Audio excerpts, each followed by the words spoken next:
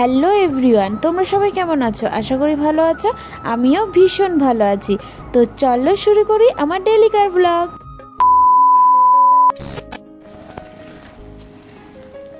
তোমরা তো আমার পুজো দেওয়ার ব্লগটা আগের ভিডিওতে দেখেইছো। দেন আমরা মা বাড়ি চলে এসেছিলাম মায়ের সাথে। তারপরে আর কি একটু গোবিন্দ দর্শন করে নাও তো, আর রাধে রাধে বলে ফেলো। দেখি এদিকে মাসি রান্না বান্না করছে, জামাই এসছে বলে কথা। তারপরে আর কি এগুলো কি বলো তো, জানলে অবশ্যই কমেন্টে জানাবে কিন্তু। আর কি বসে বসে বোর হচ্ছিলাম, কারণ এদিকে বাইরে যে বৃষ্টি পড়ছিল সেই সকাল থেকে শুরু হয়েছে, থামার কোনো নামই নেই।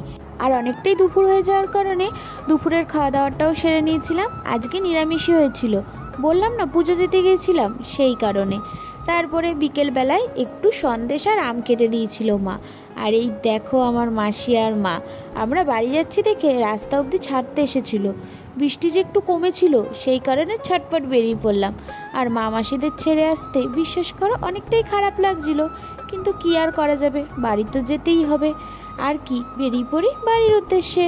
বেরিয়ে তো পড়েছি বাড়ি যাওয়ার উদ্দেশ্যে, কিন্তু দেখবে আকাশের অবস্থাটা কি। আবারও আকাশে অনেকটাই মেঘ করে আসে, সারাদিন এত বৃষ্টির পরেও আবার এতটা মেঘ করে। দেন ফাইনালি বৃষ্টিটাও শুরু হয়ে যায়, তখন গুড়ি গুড়ি বৃষ্টি পড়ে। তারপরে অনেকটাই বৃষ্টি পড়ার কারণে আমাদেরকে এক জায়গায় দাঁড়াতে হয়।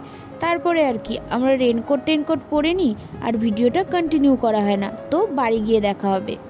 মিয়মরে ঢুকে একটু কেক নিয়ে বাড়ি চলে আসি। বলে বৃষ্টি পড়ার কারণে ভিডিওটার কন্টিনিউ করা হয় না, তাই বাড়ি ফিরে অনেকটাই খারাপ লাগছিল। তো আজকের ভিডিওটা এতটাই। Tata, like, follow, share, comment.